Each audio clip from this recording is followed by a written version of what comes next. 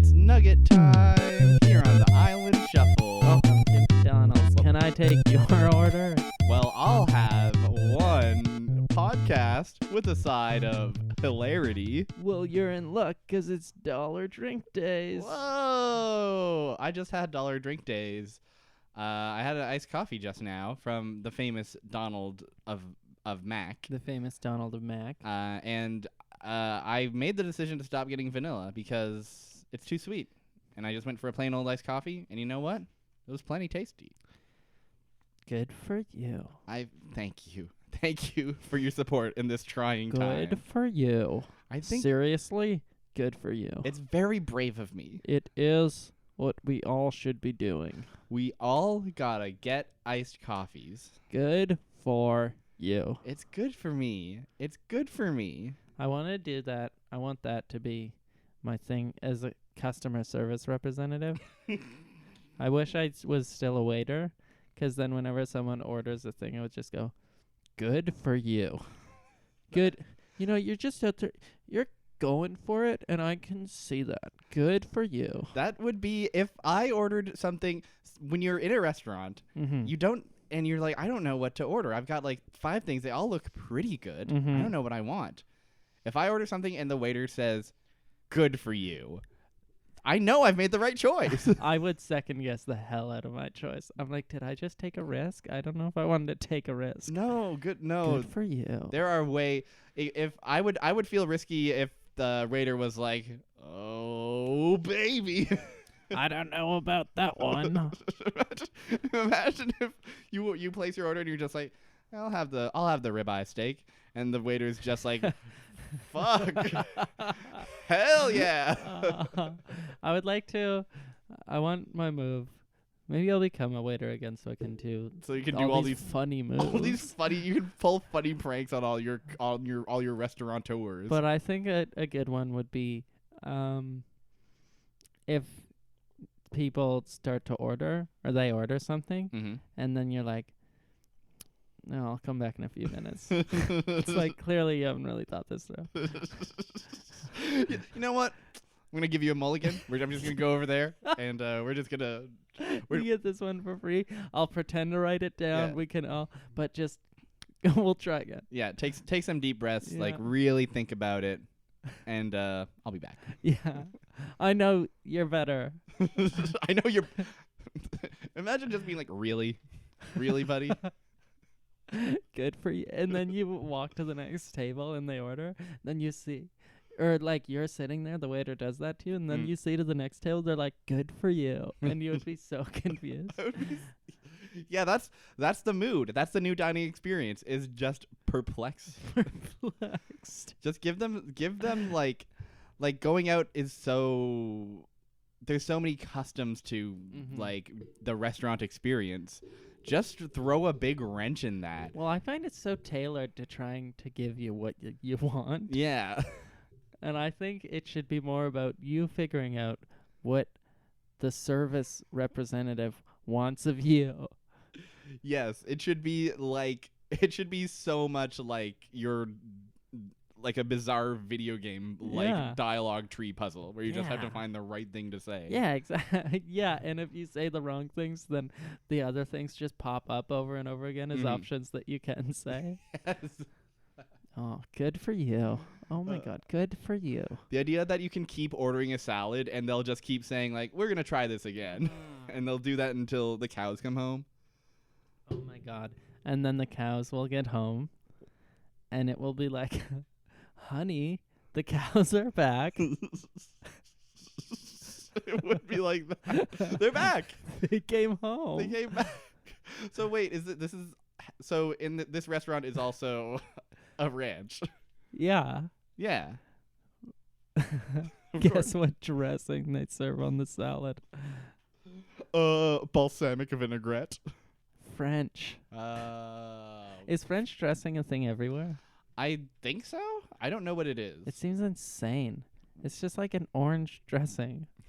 Tasty. I don't know. Yeah, I don't know. Okay, well, welcome to the Island Shuffle. Welcome to the Island Shuffle. Now that we've gotten our great restaurant ideas out of the way, Don't steal that because it's ours and we're gonna start it. Yes. But before we start it, we have to watch an episode of Lost. And man, did we watch an episode this week? Yes. An episode called White Rabbit, and it's season 1, episode 5, the very first Jack episode. And honestly, makes me remember why Jack is cool. Yeah, Jack is not stupid in this episode. No, he struggles. Yeah.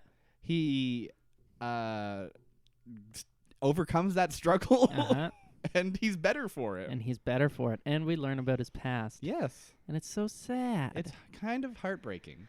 But it also is like, it's so much, they struggle so hard to make Jack an interesting character. Mm-hmm. But like here it's so let me provide a bit of context for the viewer. If you're watching normally, you watch pilots parts 1 and 2. Yes, you do. You see them all land on the island and go, "Wowee! How are they going to get?" Land is a strong. They do a bad job of landing on the island. Yeah. Lapidus is not the one flying this plane. No, that's exactly it. Put Lapidus in that helm. And Lapidus is the only pilot who lands on the island. He's the only pilot. I think in the universe of Lost, Lapidus is the only capable pilot that we've seen. The rest just die all the time. The rest all die. Lapidus, not to spoil it, but Lapidus makes it out safe and sound. Wow, Lapidus, I love you. I love you, Lapidus. Good for you. Good for you. So then we learn about Kate's backstory, and we find out she was a murderer, and that creates tension through the camp. And then we learn about Locke's backstory, and he's got his legs healed. So this island is not just any old island; it's got magic healing powers. Slowly but surely, the mysteries of the island are unveiled, and now it's Jack's turn to confront that mystery. Mm-hmm. Where do you want to start with this one? Maybe flashbacks. I think so. I feel like they're... I don't know. I feel like there's not one obvious choice in this episode. Yeah, exactly. But I also feel like the flashbacks do inform the present in a way that is... Yeah, it speaks to where Jack's mindset is. Mm-hmm. Because, I don't know. Yeah. It's all about his dad, and, his dad is the chief of surgery. His dad, one thing you got to know about his dad, if we haven't established already, Jack's dad, Christian, his name is Christian Shepherd, which Christian Shepherd. You gotta love. You gotta, stupid, but good for you. Really, just... You know that whenever, the nurse was like, okay, so what do you want to name your child? And the mother was like, Christian Shepherd. The nurse was like, okay, good for you. Good for you. Good luck with that. No, that's in that scenario where our great restaurant model has been applied to all public services, including hospital birds. That would be a scenario where I would say, all right, we're gonna try it again. We're gonna try that again. Get the baby back up there. You get a second chance. You get a second. It's gonna be okay. Yeah, we're gonna give you a freebie on this one. Yeah. Try again. Do you want us to pretend we just pulled it out again? Yeah. Would that help you? Do you want us to cover it in moist shit? Do you want us to rub your baby in some goo? Do you want us to reattach a little cord to its belly button? Would that help you do a better job with this? Do you want us to slap it on the ass?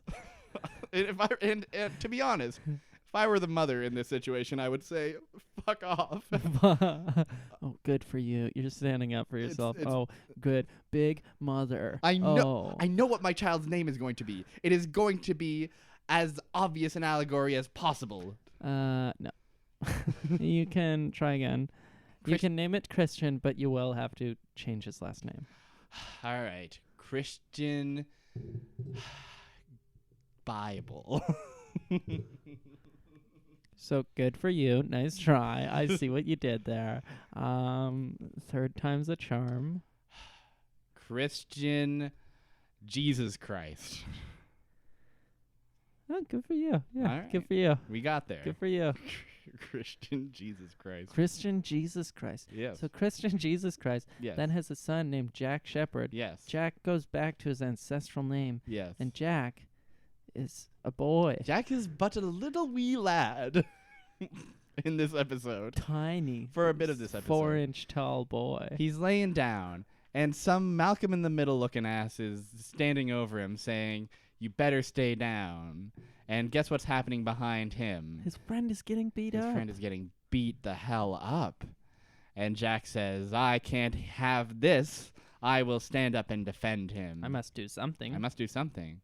But then this spiky-haired teen says, you should have stayed down, Jack, and Whammo! Blacks him in the beam. Whacks him right in the dome. Oh, you idiot. You should have stayed down. Good for you. Horrible time for the child. Horrible. Awful time to be a small boy. Awful time to Let's be real. If Jack in that situation was his full-grown adult self, he would have been able to kill them. The boy would have delivered a punch, but Jack would have brushed it off. Like He it would was have brushed it aside. He would have said, "Nice try, little boy. Nice try, little boy, but I'm a grown man. I am a grown man, and I will protect my friend." Let's get this over with quick. I need to go to an AA meeting and to see if my dad's sleeping with my wife. I'm a man. I'm a man now, and that's the kind of things men do. That's just what being a man is. They have resentful relationships with their father. Yeah, men hate dads. Men hate their dads, I tell you. So. But he gets whacked. He and gets then whacked. He blacks out, or it blacks out. Yes. Next scene we see is a beat-up Jack arriving at his home. And his dad's there swishing around a little cup of the stuff. He's drinking the whiskey because Jack's dad, famous alcoholic. Infamous. Infamous. The 48 continental states are well aware of his abuse of the famous alcohol. Hawaii has no idea. Hawaii doesn't have a clue. Which is where they film. That's just the dramatic irony. Yeah. That's well, what that is. if Hawaii knew about his alcoholism, they wouldn't let him in. They wouldn't. No. Which is why they had to film all of Christian scenes outside of. Oh no, wait. Christian is on the island this episode. Never mind. Christian's on the island. Ooh, spoilers. Uh-oh. Spoilers on episode 97 of this show about the 5th episode of the first season. Uh-oh. Careful, guys. Sorry, guys. Sorry. We're just going to have to run it back. We're going to have to start over at episode 1. Good for you. Good for me. Good for all of us. Good for all of us. Great for all of us. But this alcoholic dad. He's rolling in the whiskey. He's swigging and he's pouring himself a fresh one. And it's like daytime. Yeah. And he's like, what happened, son? He's just like sitting alone in like his study, just like swishing around a glass. It's great. And so Jack says, a couple of guys jumped my friend and I stood up to try to defend him. And then Jack's dad says, "Well, but you didn't, did you?" He gives the most insane, rousing speech. It's really like bizarre. It's probably a minute-long speech. Yes. And what he says is he brings it back to this comparison of him and his life. Yes. And he says, "Today I had a young boy on my table, not much, a little younger than you, and I." People were looking at me to do something about it. And then, later when that boy died, I could go home, have a glass of wine, watch TV, and laugh. And it's all because I have what it takes. And you don't make you make a choice. You don't have what it takes. And it's like, what? His lesson here is, his ultimate thesis statement is, don't do things. Don't help people. Don't do things because when you fail, you don't have what it takes. Yeah. He could have had it almost feels like he's setting up to like, I really fucked up today. Yeah. A child died on my watch, but I was able to take that failure and become stronger for it. Yeah. And these kinds of failures happen all the time. That's almost what he's leading into. Totally. Instead, he says, or just like understanding that like it doesn't work every time. Exactly. But that doesn't mean you should never try. It seems because it really does seem like with the information he's giving and the advice that he's giving don't seem to match up. Or it's like why is he a surgeon? Exactly. If he doesn't believe in helping people. What? He's just like a surgeon who's just like, whatever. I just love the inside of the body so much. I just love wearing those little masks. That's what I'm in it for. There are very few legal ways to touch a lung. And I found one, baby. And I'm never letting it go. You ever smelled just liver that was still in use. It's incredible. And whenever you Jack- get that thirst, it's very tough to quench. And Jack is just like, well, I guess I better become a surgeon Yeah. my own self Exactly. to find out what it's like. What's it like to touch a lung, Daddy-o? Famous Jack Shepherd quote. What's it like to touch a lung, my guy? Papa Bear. How you doing, Big Daddy? How are you doing? Well, I touched a lot of lungs today, Oh son. my God, Dad! Oh, that sounds so good. I can't wait till I can be a doctor doing it. You can just rub it and pet it. You ever count the bones in a body, son? You ever just look at the bones and give them a little pet? You see the white of the bone, and then you see the red of the flesh, and and then you just stick a needle in them, sew them back up, and it's like, you see the guy later walking down the street, and it's like, I pet your lung. Wow, it's almost like we're all just meat and bones, Dad. Yeah, you would think so, but I'm made of molten lava. What? Hope no one has to do surgery on you, Pop. Welcome to Volcano Dad. Welcome to it. We'd love to welcome you to Volcano Dad. Dad. Your dad's molten lava, son. Not again. Son, feed me another metal spoon. No way. You'll melt it. I'm hungry, son. How does... I have so many questions about how this works. Give me another whiskey. Anyways, it's not an inspirational monologue. After telling Jack that he should never try because he will fail, he starts to go on and on about bones and the body and flesh and sinew, and then he starts to talk about how he's really molten lava on the inside. It's clearly Jack is having a lot of trouble with. He had a bad upbringing. I think this is. You can pinpoint in the middle of this monologue the exact moment the writer's strike happened.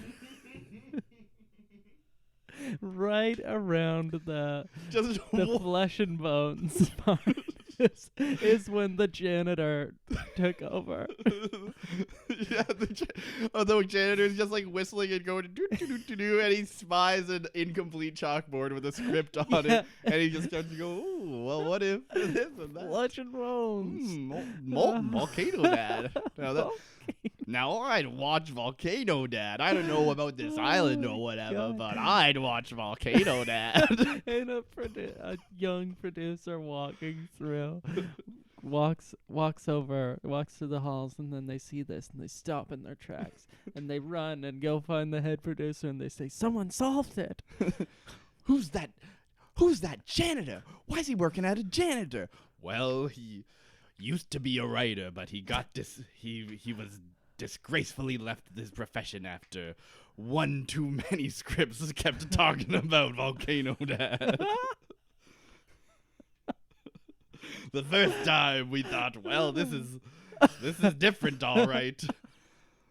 But every script he wrote, he wrote a Seinfeld script. He wrote a Tia script. Oh my He wrote an ER script, and the bones part made sense there. But the Volcano Dad part, it just... So we quit, and now he humbly mops off floors and debris up.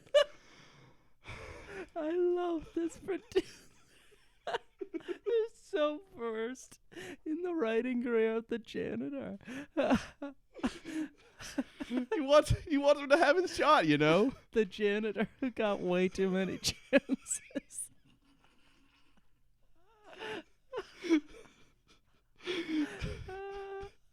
Well, Hollywood's crazy like that. Yeah, Hollywood is fucked up. Those crazy Hollywood nights.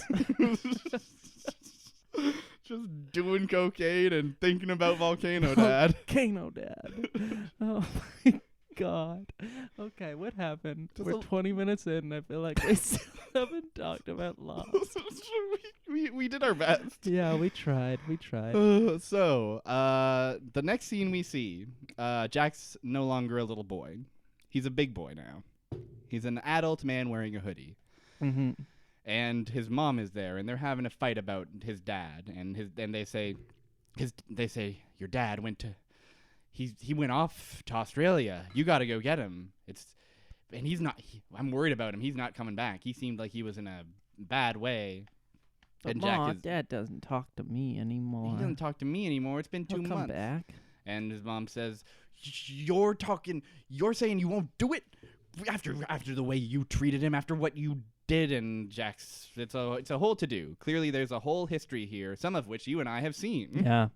Jack went into his dad's AA meeting and accused him of sleeping with his wife. Mm-hmm. And also Jack's dad roasted him for writing vows or something. Yeah. They don't like each other. Also Jack's dad drank on the job and got someone killed, and then killed a person. And then Jack ended up telling the truth to the bosses and snitching on him and getting him to lose his license.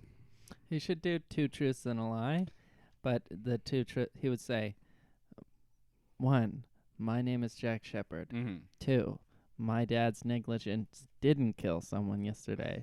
3, my dad's negligence did kill someone yesterday, and you have to guess which one the lie is. That's good, because that's a great way of circumventing the he's not really telling them. Yeah. It's smart. I'm surprised more like that doesn't come up more in like court cases and trials and stuff. Dude, let's just do 2 truths and a lie. I'll allow it. I'll allow it. I don't see a problem with that. I don't see, as the Honorable Judge Goof-em-up, I don't see a problem with this whatsoever. Oh, it'd be like, I feel like more murder trials should utilize Heads Up 7-Up. Where the sanctity of Heads Up 7-Up. Yeah, where they go around the juror's box and they touch people on the thumbs, and they put their thumbs down, and then they stand in front, and they have to guess who the murderer is. Yes, I think that would be great.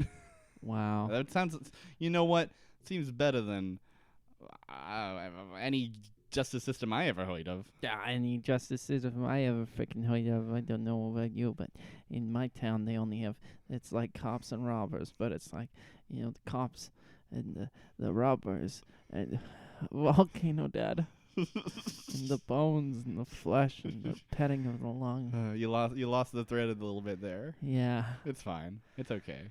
Oh. It's all right. We all have to think about Volcano Dad. It's tough. Podcasting's tough. It's tough. Give us some credit. We've done 97 of these. We're allowed to spend 5 minutes of it screaming about Volcano Dad, screaming and laughing about it.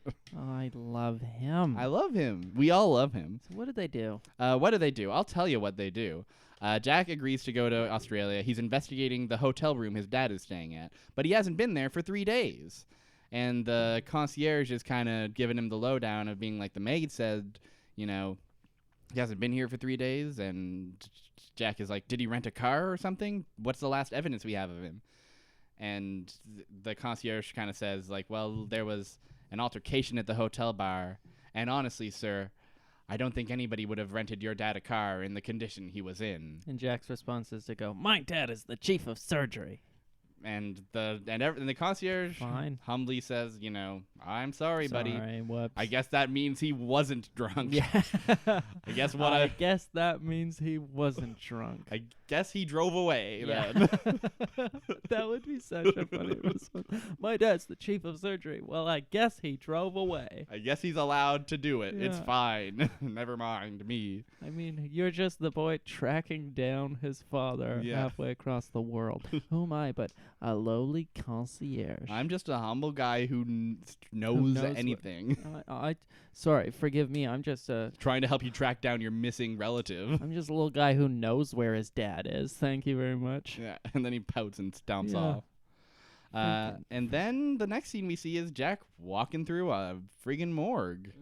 And then the doctor's telling him, we found him just in an alley full of alcohol. That's probably what killed him. We don't really have a way of knowing for sure, but we're pretty sure that it was... He probably died of alcohol. Probably died of alcohol poisoning. And he goes in the cold room and looks at his dead dad's body and says, yep, that's him. And he cries a lot because that's troubling to see, obviously. And then he comes to the present. No, he goes to the airport first. Oh, and then he comes to the airport. Mm-hmm. And what does he do in the airport? In the airport, he's talking to this lady. Yes. And he says, "You gotta get me on that plane." He says, so they won't take the dad's body because Yes. Jack doesn't have the paperwork in order. Mm-hmm. And Jack goes, "No, my dad's going on the plane." And she's like, "I can't." And then he says, "Listen to me. In 16 hours, I have a hearse waiting at the airport, and it needs to take it, and we need to bury my dad right away. So that's why I can't take another airline or go get the paperwork figured out, because I need to bury my dad now." And it's like, just plan the funeral later. Don't plan a funeral before you have the paperwork. How urgent does this funeral have to be? Yeah, do it 2 days later. Yeah, I understand, like... He's like, "I want to do this now," but it's like... I understand the headache of it, but, like, also, like, surely when you're planning a funeral, first things first, let's get the body here. Yeah, then exactly. maybe we can plan the funeral. Exactly. First thing, let's assure that the body arrives. Yes. And then it never frickin' does. So I don't know. That would have been an awkward funeral. Exactly. Where it's like, well, how was that old man's funeral? Oh, the plane with his body crashed and his son died. Yeah. So rack Along up with another one. Yeah. Worst funeral I've ever been to. When a funeral ends with a bonus funeral, you know it's bad. But you don't have bodies for either of them? Yeah. Oh my god. I want to have a funeral. A funeral. Yeah. A fun funeral. It's, yeah. So like a funeral, but fun. Yeah. What would make a funeral fun for you? Pin the tail on the body. Oh, this sucks. This bit is terrible. I'm calling it. That's so... No, don't do that. It's an open casket funeral, but it's just an exposed butt. No. I'm dressed up like a furry. Just a big foxtail, just like bump. Oh my god. Oh no, you got it on the coffin instead. What else? We got one more. Everyone has to wear Hawaiian shirts. Now that's fun. That's fun. You go to a funeral, everyone's wearing black, and you're just like, this is a bummer. What am I, at a goth accountant concert? Oh my god. At a goth accountant's concert. You know, that thing that exists that we love to go to. I want to have the first funeral that has an open bar at the service. I want to go to the first funeral that has an open bar on the casket. Yeah. Oh, the casket is the bar. Yeah. Oh my god. Cheers. One last Then you cheers. just toss your bottle caps in. Aye, Captain. Aye, Captain. That's what I say to that idea. So that's Jack's past. His past. Because he rushed to deliver that coffin right away, he ended up on a certain plane, and that certain plane took him to his certain fate upon the famous island that he lives on now. What's happening on this famous island of ours? Oh, it's big. Boy, is it ever big. Gonna warn you this week. Listen up. You thought you've heard it all? Well, you're about to hear some more. So, first things first, Jack is sitting on the beach and he sees a body flailing in the ocean. Yes, he does. He swims out to the ocean to rescue the person who's drowning. It's Boone. It's stupid Boone. It's dumbass Boone. And he says, all right, thank goodness I got the drowning person. I'm going to bring him over. But then Boone hits him with the bombshell. He says, there's another person out there. There's a lady over there. I was trying to go save her. Whoa-wee. And Jack looks out, and sure enough, there's a second body flailing about. Flailer. And a real flailer, this one. It's like, chill. No, sorry. Sorry to you all. That was the point where I crossed the line. Not when we were proposing how to body desecration and talking about sinew and bones for like 5 minutes. It was when we roasted the character who really... The nameless character who drowns. Spoiler alert, that second lady ends up drowning. Yeah. Because Jack sees her, but decides, I'm going to take Boone to shore, first of all. Which, honestly, right choice. Reasonable call. Perfectly reasonable call. I don't think that I think if Jack had dragged Boone over to get the second person, they would have all died. Would have been bad. But... I feel like there were 3 options. Mm-hmm. And he chose the second most desirable option. Hit me with that. So the third most desirable option, but they all die. Yeah. Second most desirable option, one of them dies, unfortunately, but manages to save our favorite character, Boone. And Jack, of course, lives. Hit me with that first option. Boone dies. Oh, yes. Then we never have to learn about his terrible backstory. Yeah, his terrible backstory. No, it's bad. About where he's like, did I ever tell you what happened to my back? Well, let me tell you a story. And it takes 9 episodes for him to tell it. And then at the end of it, he says, well, that's my backstory. Yeah. Took some Robex. It was all better. It was all, and that's the end of that. Did you ever see that Robex commercial with the little mannequin with the pin in his back? That was me. I played him. That happened to me in real life. A giant pin came out of nowhere and boop, right in the back. And then a commercial executive saw that and said, "Eureka! Oh, now Robex is gonna love this one." Robex is all about this one. They're all about the flesh and the bones and the pins, the lungs. And Robex, great product. Great product. But Boone doesn't die. They don't die. The lady dies. And Jack is racked with guilt about it. He says, "I made the decision to not go after the lady, and she drowned because of it." Yeah. Oh, geez. And Kate is like, "It's fine. You did the best you could. You really can't blame yourself for this." Yeah. Being very reasonable. And then Jack looks over in the middle of this conversation with Kate, looks at the lapping waves on the beach, and what does he see? His dad. He sees his dad in a full suit just standing in the waves. Yeah. And it's one of the more striking images you'll see in this season, I think. Yeah. It's just like, because it's also accompanied with like a very eerie sound cue. Yeah. Like there's a lot of like Lost sound. I feel like Lost soundtrack has like pretty much 2 modes, and one of them is like, whoa, scary, and then the other one is like soft, plinky, and sad. Yeah. And violins, and like it's sad. This is something else. This is something we haven't really heard before. It's good. This whole episode feels like a thriller. Yeah. Or like a horror movie light. Mm-hmm. And it's very cool. It's directed differently. It really is. It really has its own unique flavor. Because I feel like it's early enough that they were still like kind of figuring it out and willing to like. I mean, like, I feel like Lost is always a thing that's willing to try like new shit in like different ways, but back for better and for worse. Better and for worse, of course. But and at this point, it was mostly for better. At this point, it was just like they didn't have a style codified yet, so there's a lot of stuff going on in this episode in particular that's very remarkable. I think it really makes the episode like feel as good as great as it is. Honestly, it's a great episode.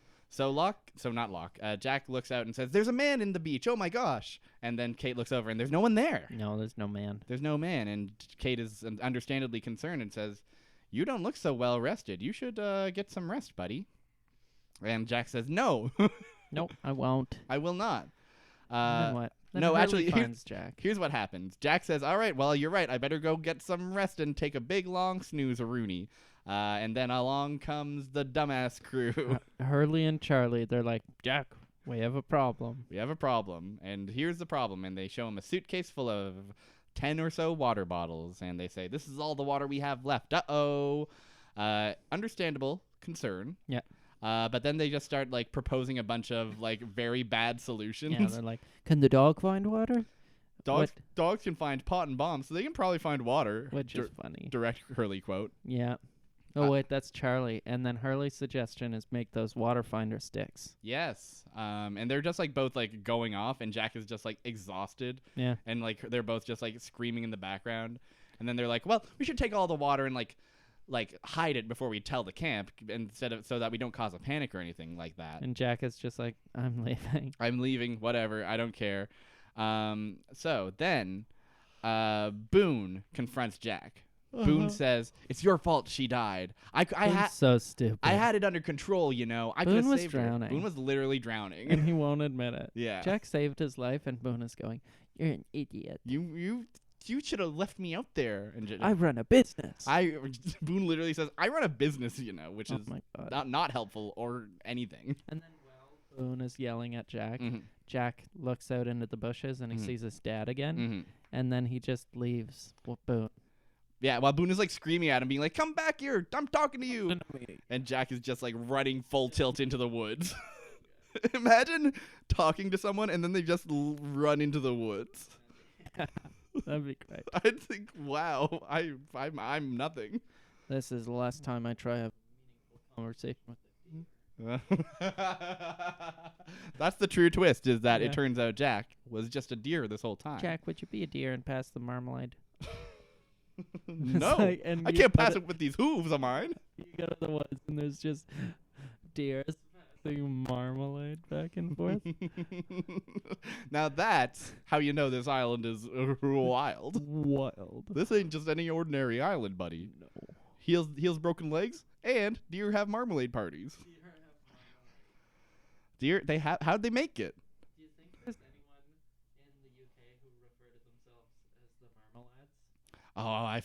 Oh, they better. If not, then you gotta sort your shit out, Britain. You gotta figure it out, Britain. You gotta get there before we get there. Yeah. Because we're gonna get there, and we're gonna found it, and I'm you on guys, GoDaddy right now. and you guys are gonna be left with eggs on your face. Let's go, Daddy. Let's go, Daddy. Let's go, my two volcano dads. And Jack goes to find Daddy Jack goes to find Daddy, in the woods. and this is where he recognizes that it's his dad and not just a weird man in a suit.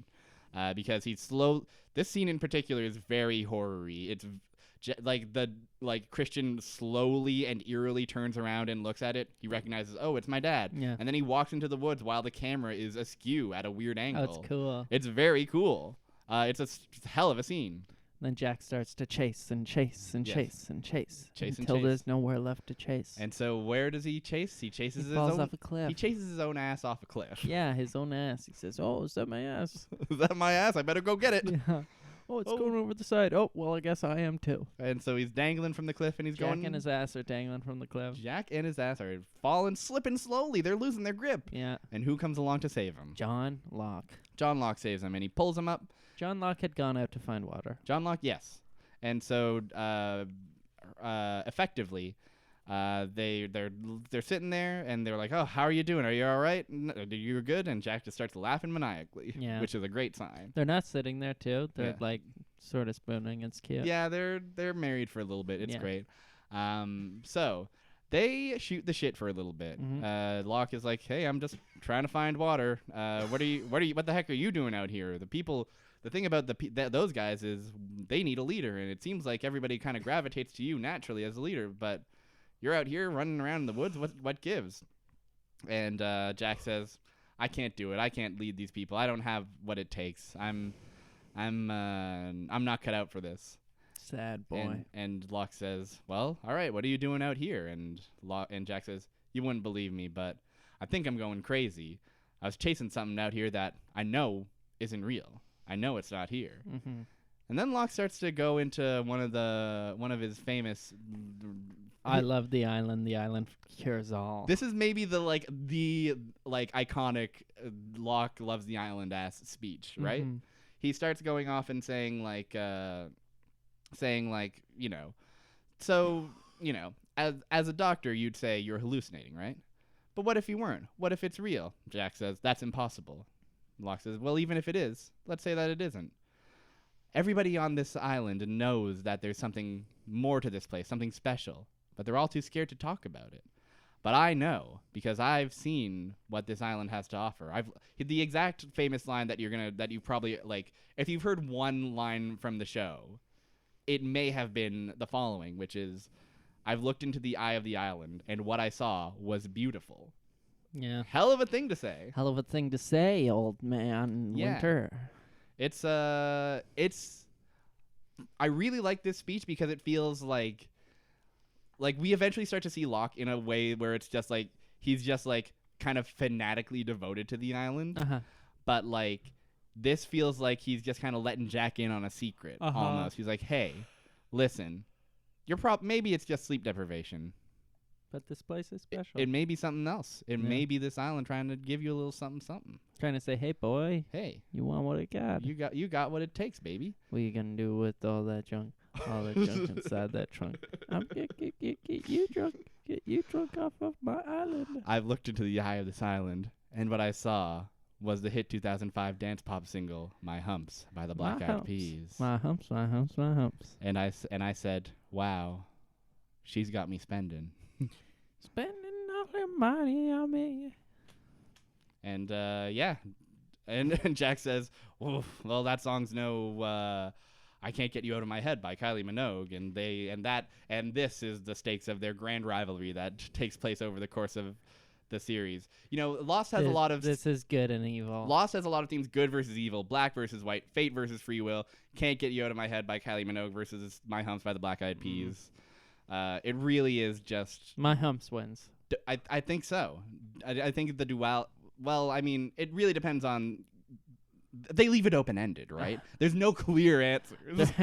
My Humps wins. They seem to indicate that in the universes that matter most, My Humps wins. Yes, but sometimes you just can't get your alternate dimension wife out of your head. They seem to indicate that God likes My Humps better. Yes, and the devil likes Can't Get You Out of My Head. I'm gonna side with the devil on this one. Honestly. Oh well. Did you ever hear My Humps? Yes. It's great. It's great.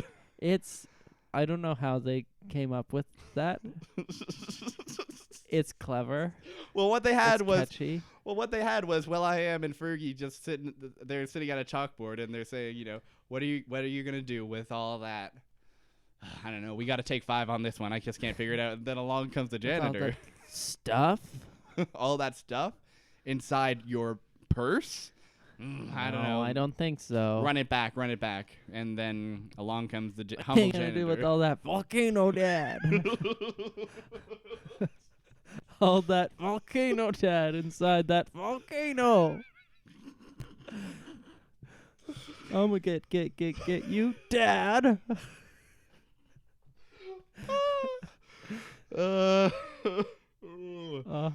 I'm gonna get you, Dad. Volcano Dad really is the gift that keeps on giving. Happy Father's Day. Happy Father's Day to one and all, especially Volcano Dad, the fictional creation of a janitor who he's just trying to get on TV prime time. He had an okay TV writing career. He got a lot of chances. And all of them were passed up. Yeah. One more chance for Volcano Dad. That's they all never even we told asked. him that he was demoted. They just handed him a broom. He just was like, And now if he finds any sort of writing device, like he did with this whiteboard in the middle of a hallway, he will write out a new script to Volcano Dad with that writing device. That's why pens in banks are on a little string. It's because the Volcano Dad janitor came in one time and started writing Volcano Dad, and so then they had to bolt down the pens. He keeps trying to fill out his own checks, but they go out to Volcano Dad instead. Volcano Dad, he's this dad who's also a volcano. His kids are really confused, but they love him. The nature of Volcano Dad remains anomalous to me. It remains whether he's like a volcano with arms and legs, or a real dad with volcano-y parts to him. That's all. It's all good. No matter what, Volcano Dad's in my heart. When he cries, it's like a volcano erupts, and when he laughs, it's like a volcano erupts. When he burps, it's like a volcano gurgling. It's a powerful character that you love to see and think about. And he's got kids. He's got kids, and he's a man. His wife, normal wife. Kids, normal kid. His dad, volcano. All volcano. All volcano. Oh God. So, after this conversation, I want to highlight one more thing Locke says in this Yes. monologue. He opens it up by saying, like, you know, back in the real world, I'm an ordinary guy, meat and potatoes. I don't believe in magic.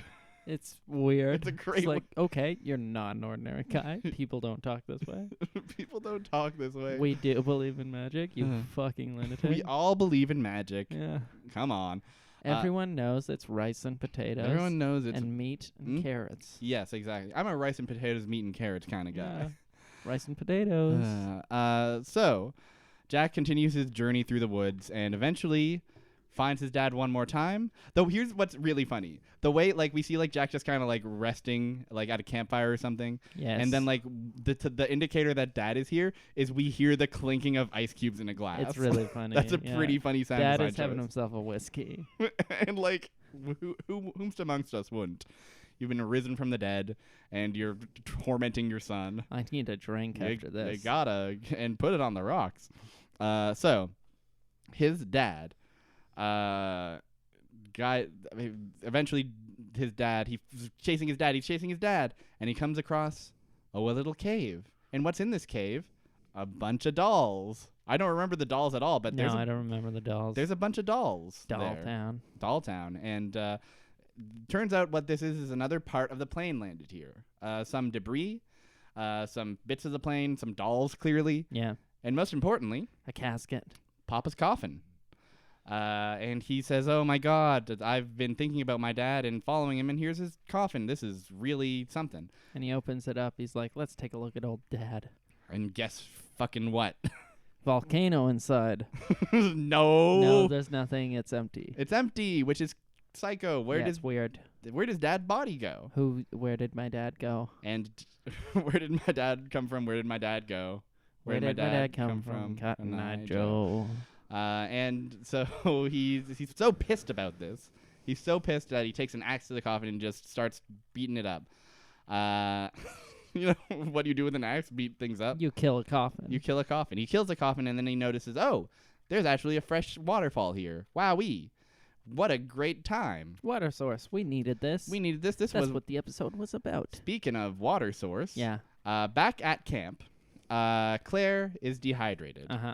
And Claire is upset because of the dehydration. And she says, I'm drinking for two over here. I'm drinking for two over here. I got a little boy. And they say, we better get her some water. But uh-oh, the suitcase full of water went missing. Who took it? So that's kind of the B plot, is everybody trying to find who took the water. They think that it might be... Well, first they think it's Sun and Jin because they have water. Yes. And then it turns out they got it from Sawyer. So Sawyer has the water, right? And so they start kicking Sawyer's ass. Sawyer doesn't have the water. Sawyer doesn't have the water. And a lot of great Sawyer lines in this episode, by the way. I didn't write any of them down, sadly. But Sawyer has... Sawyer, as the protagonist, obviously has a lot of sass to give. Yeah.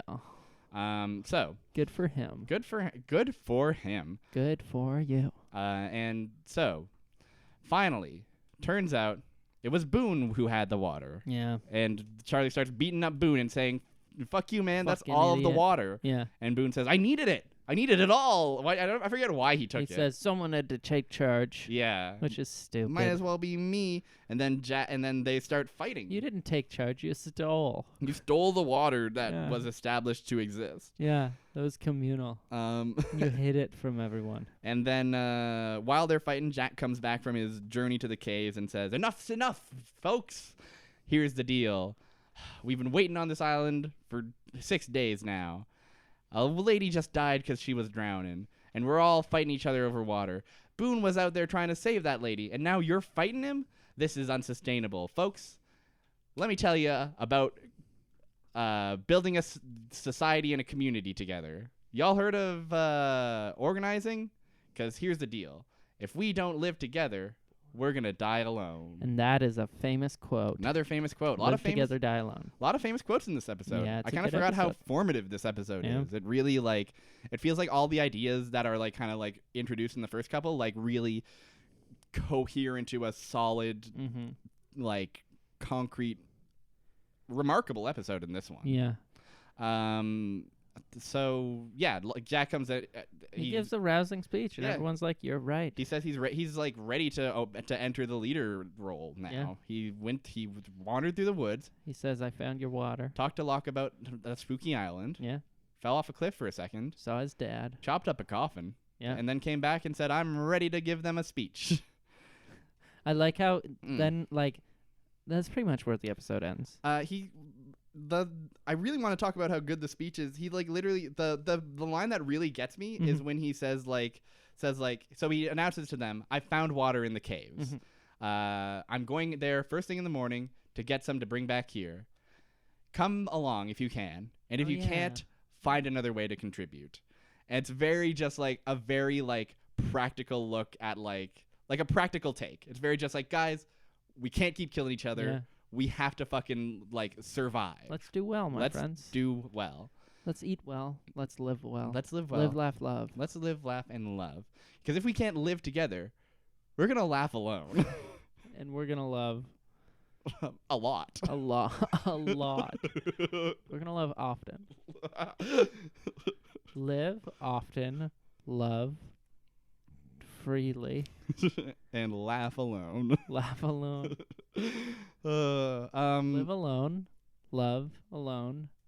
Laughter is fun. Laughter is fundamental, and But what I like about, post his speech where yes, it's like, yes, he's gonna take some people in the morning. yes, They're gonna come see the water, Mhm. and then they'll also be like, Jack, did you smash a coffin with an axe? Did you see a coffin and axe it? That damage was not done from falling out of a plane. Jack, you smashed a coffin with an axe. And he's just gonna be like, yeah, well, what are you gonna do? What are you gonna do? Well, my dad's not in there, so Yeah. what are you gonna do? What use do we have for a coffin? I smash every coffin that my dad's not in. If do not bring Jack to your funerals. He will not make them fun. If Coffin smashing time. yeah, Jack just in the front row of any given funeral with an axe, just tapping his foot and licking his lips.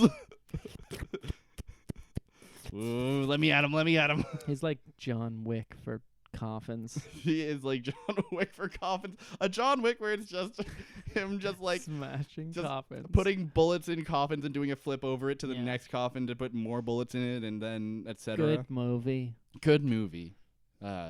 We took John Wick and edited out all the bodies and put coffins in instead. Oh. And you won't believe what happens next. Legends. Legends.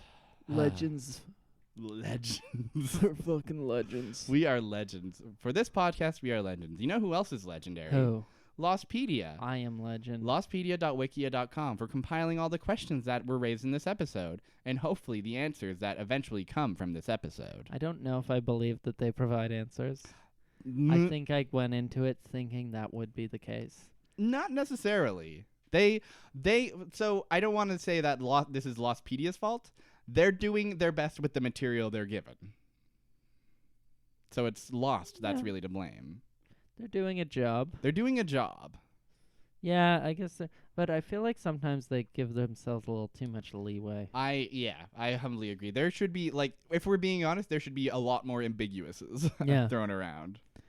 But where are we at? We are at season 1. Episode 5. White Rabbit. Okay. All I have right. questions. Questions. What is it that Jack did that caused the falling out between him and Christian? I think the exact incident was what we mentioned before, where he interrupted his dad's AA meeting and then That was accused not it. That was not it. He turned his father in for drinking on the job, That's what it was. causing right. the death of a patient. Yes. Why was yes. Christian in Australia? To drink himself to death, right? Oh Yeah. no, it was to visit his secret family. Yeah, his daughter. Yeah, his daughter. Who And to drink himself to death. yes. It was a combo trip, Yeah, they exactly. say. Yeah, you may as well get the most out of a trip. Why are you going to Australia? 2 for 1. Gonna see my family and drink myself to death. Business or pleasure? Well, both. Both. Oh my god. Drinking is my business.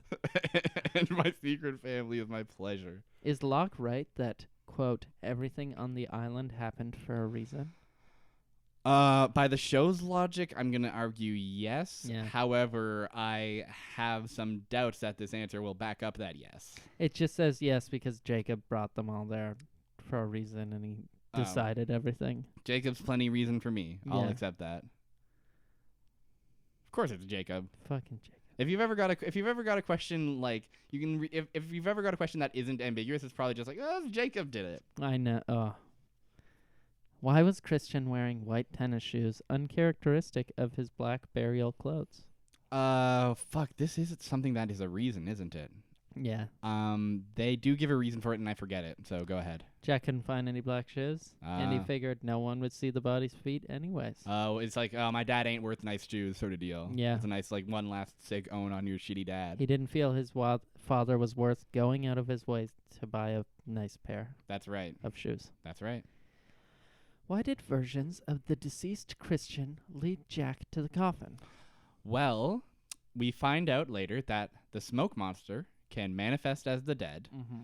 And when at one point there is, I think you and I have seen the scene where like Jack confronts him about this. Mm-hmm. Jack confronts the smoke monster as Locke about this, and he says, "Why'd you lead me to the caves?" Yeah. And his answer is, "Because you needed water." Yeah. Is that more or less it? That is, and then it says, however, given the Man in Black's sinister intentions toward the candidates, he was probably trying to like emotionally gauge Jack and see how he could use him later. Right. Yeah. Through like seeing what his relationship was to his dad or how he can be manipulated. I buy that. I like of the two, like it was Jacob doing it for Jacob reasons, or it was the smoke monster doing it for evil reasons. I prefer the smoke monster doing it for evil reasons. That feels a little more coherent to me, but not by much. It's such a low bar, right? Well, one more question. Yes, please. Where is Christian's body? Oh shit! I actually don't have a clue. Unknown. I don't think this gets answered, does it? Unknown. Fully unknown. No. It may have flung out in the clash and landed somewhere. No. The Man in Black may have disposed of the body in order to persuade Jack that he was the real Christian risen from the coffin. Okay, I don't believe any of that. Yeah. I just believe they thought it'd be cool. It'd make for a cool scene, and you know what? It does. Yeah. Who cares? This is one of those like sometimes we'll clearly like last episode, for instance, where they're like, "Oh, Aaron's gonna be Aaron dangerous around the baby," and then nothing comes of that. That one's like, I wish you would follow through. Exactly. This one is like, I don't need to know. I don't. Yeah, exactly. It's such an effective thing on its own that it doesn't need to like even though like what follows is very silly and like not great, the episode really still works on its own. Like the images of Jack following his like weird ghost dad through the jungle are striking enough that it's still They're great. Yeah. It still doesn't work. And the scene of him chopping up the coffin is great. Yeah, great episode. It's good stuff. One of the best we've watched in a long time, I think. Yeah, at least this year. Absolutely. This week. It was definitely the best episode of Lost we watched this week. I'm curious what the best episode of Lost we're going to watch next week is, though. Okay, well, let me go to random.org. Ooh, my favorite website. Oh, not mine, but it's okay. What's your favorite website? What is it? Albino Black Sheep. Yep, you got it. That's the best website they ever did. I rolled and we got 28. 28? Well, that's, of course, I've got bad news. That's season 6. Yeah. Season 6, episode 6, Sundown. 666. 666, baby. And it's a Saeed episode. Okay. So what do you say we learn about Saeed's alternate life in the world where the plane never crashed? I hope he's a zombie. I hope he's a zombie. And I hope they ruin that character. Well, I've got great news because he goes to the toilet town. He's ruined. He's ruined. Thank you so much for listening to our silly little show about Lost and other stuff too sometimes. And mostly other stuff. Restaurant ideas, a dad, life of a janitor. That's you know it. It's all normal stuff that we love to talk about. It just naturally comes up when you talk about Lost. You can't not talk about these things. You can't not talk about the Black Eyed Peas. Humps. You cannot. You just can't help it. It's so woven into the fabric of the show. The humps. The lovely lady Lums. The lovely lady Lums. Lovely lady Lums is... It's crazy. It's a lot. It's a lot to process. The idea of... Oh, God, that's... It sends shivers down my spine. Could you imagine if someone referred to their breasts as their lovely lady lumps? I would leave. I would remove my bones from my body. Yeah, I would take my bones out. I would. I would give them to the person who said that. And I said... Check these out. Checkmate. Checkmate, and bozo, I win. And then I would have won because that's how it works. Yeah. Thank you for listening. You can follow me on Twitter at Barrier Trio. You can find me at jamesbrown.space. Yes, and you can find the show on Twitter at Island Shuffle or on Facebook.com/The Island Shuffle. You can also find us on Noisepace.xyz, our humble podcast network. Yes. First things first, if you want to throw a couple of bucks at Matt, I recommend doing so at patreon.com/noisespace. He hosts the network out of his pocket, and there's a bunch of great podcasts out there, including ours. Matt's first of all, thank you to Matt, as always, for hosting us on your great network. And thank you also to all the other podcasts on the network. If you like us, you should check out some of these podcasts. You should check out The Stick, which is the Homestar Runner podcast. You should check out Podcasting is Forbidden in the Cloud Recesses, which is a podcast about demon necromancy, some really I don't know what it is, but they're something we're all into. They're excited about it is the main point. It's nice to hear them be excited about it. Check out Fear Baiting also, which is a horror movie podcast. And there's a bunch of others too. Those not just 3 and us. There's even more than like that. 8. If I sat here and 12. listed all of them, I would run out of breath, and I would not stop if I could because they're all great. But that's all the time we have for today. Is there anything else we need to say? I think that's all the bits, isn't it? Yeah, there's one thing we need to say. Oh, the thing we say at the end of every episode, isn't it? Yes. What we say at the end of every episode, of course.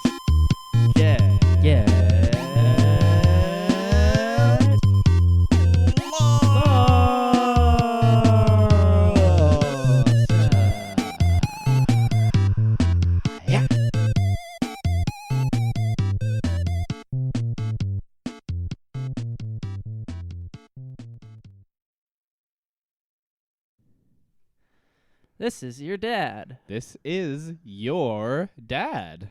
Get back to work. This is your second dad. Continue playing, son. Hey, that's not what first dad said.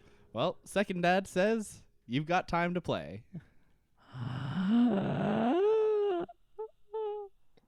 And that's what it's like with 2 dads.